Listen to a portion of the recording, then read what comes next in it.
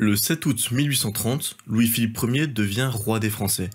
Il se présente comme un roi bien plus libéral que ses prédécesseurs.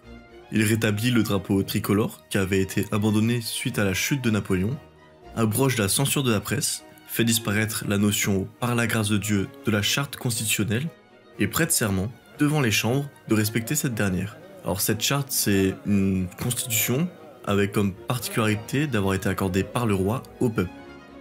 Son régime, il s'affiche donc comme un renouveau de la monarchie.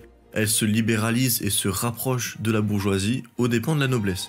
Et le régime devient véritablement parlementaire. Dans cette monarchie toutefois, le roi gouverne vraiment. Il peut proposer des lois, il peut participer au conseil des ministres et fait de la politique étrangère son domaine, notamment sur les grandes questions comme la guerre. Louis-Philippe, il profite de la période de prospérité économique que connaît le pays pour y développer le chemin de fer et l'industrie. Il fait ainsi entrer la France dans la révolution industrielle. La France va toutefois connaître différentes crises vers la fin du règne de Louis-Philippe, avec dans un premier temps une crise des subsistances. Les récoltes de 1846 sont mauvaises et provoquent un violent recul de la production de céréales et de pommes de terre. Les prix de ces subsistances, qui représentent alors la base de l'alimentation d'une majorité de la population, doublent entre 1845 et 1847. Avec l'augmentation des prix, la demande diminue fortement, ce qui force le patronat à se débarrasser d'une grande partie de sa main-d'œuvre. Le chômage fait alors des ravages chez les ouvriers. On voit apparaître des conflits entre le peuple rural, qui souhaite conserver la nourriture dans la région, et les notables, qui n'hésitent pas à l'exporter. Cette crise qui échauffe le peuple est suivie par une autre qui, elle, est initiée par la bourgeoisie. Durant l'été 1847 débute la campagne des banquets.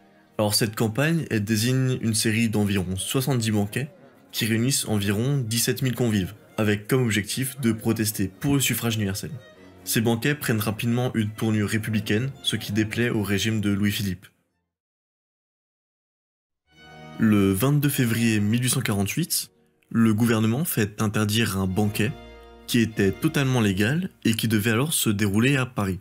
Une poignée d'étudiants, d'ouvriers et de meneurs républicains manifestent contre cette décision arbitraire. En apprenant cela, Louis-Philippe aurait d'ailleurs dit « Ils voulaient un banquet, ils n'en auront même pas les miettes ». Durant la soirée, les troubles s'étendent, mais le gouvernement, qui a environ 30 000 hommes à disposition dans la capitale, ne se sent pas vraiment menacé. Le 23, toutefois, l'infanterie est incapable de rétablir l'ordre, ce qui force le pouvoir à faire appel à la garde nationale. Alors cette garde, c'est une sorte de milice citoyenne composée de citoyens capables d'entretenir eux-mêmes leur équipement, donc principalement la petite bourgeoisie et des commerçants. En s'appuyant sur celle-ci, le gouvernement s'en remet à l'opinion des Parisiens, opinion qui ne lui est plus aussi favorable qu'au début du régime. La garde ne fait donc pas vraiment d'efforts pour établir l'ordre et se contente de protéger ses commerces. Le président du conseil de Louis-Philippe, François Guizot, démissionne dans la journée, prouvant ainsi que le gouvernement se plie aux revendications des manifestants, ce qui fait le bonheur de ces derniers. Mais dans la soirée, une fusillade éclate boulevard des Capucines et entraîne la mort de 13 manifestants. Cet événement, il transforme la manifestation en une réelle révolution. Les insurgés, ils lèvent d'ailleurs plus de 1500 barricades dans la capitale. Ils prennent ainsi peu à peu le contrôle de celle-ci, sans que l'armée, privée du soutien de la garde nationale, ne puisse s'y opposer. Le roi se refuse à provoquer un bain de sang, il préfère abdiquer le 24 en faveur de son petit-fils et quitter Paris pour tenter d'apaiser la situation. Mais les chefs républicains qui ont mené les insurgés prennent finalement le pouvoir, écartant le prince, tandis que le palais des Tuileries, abandonné à la foule, est saccagé. La Deuxième République française est proclamée dès 15 h. En 1830, le chancelier autrichien von Metternich disait « Quand Paris éternue, l'Europe s'enrhume ». Paris a éternué avec la révolution du 22 février, et effectivement, Vienne s'enrhume le 12 mars 1848. Ce jour-ci, le discours d'un nationaliste hongrois, Louis Kossuth, est lu devant une assemblée d'étudiants, d'ouvriers et de curieux. Cette foule, elle est exultée par le discours, et elle réclame la démission du chancelier, qui est alors l'homme qui exerce réellement le pouvoir dans l'Empire depuis 1821. Le gouvernement envoie l'armée pour réprimer cette foule et fait 5 morts, ce qui provoque l'indignation générale et fait grossir l'insurrection tandis que plus de 200 barricades sont érigées. Durant la nuit, Metternich s'enfuit de la capitale et démissionne. La nouvelle de la révolution de Vienne et l'évident affaiblissement du pouvoir autrichien encouragent les peuples qui composent l'Empire à se soulever. Les Pragois prennent les armes le 15 mars et sont suivis par les Milanais et les Hongrois le 18. Venise proclame la République le 22 mars, après s'être soulevée le 17. Le désir révolutionnaire s'étend en dehors de l'Empire. Berlin se soulève et le 23 mars, on peut lire sur ses murs « Salut à toi, peuple français, à toi notre reconnaissance. La voix du peuple a parlé au peuple, et les peuples saluent avec joie l'avenir que tu leur as dévoilé. » Mais elle n'est pas la seule. Leipzig, Holstein, Francfort et Munich l'accompagnent, tandis que le royaume de Piémont-Sardaigne, bordé par le rêve d'unification italienne, se range aux côtés des insurgés italiens pour repousser les Autrichiens hors de la région.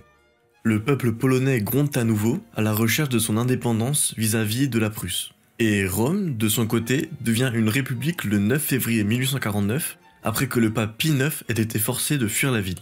Le Royaume-Uni, la Belgique, l'Espagne et la Norvège connaissent eux aussi quelques mouvements d'agitation et de soutien aux insurgés, bien qu'aucun n'aboutisse vraiment. Ces révolutions sont toutes libérales et nationalistes. Elles réclament des libertés et la reconnaissance des nations, soit dans un objectif d'unité ou soit dans une recherche d'indépendance.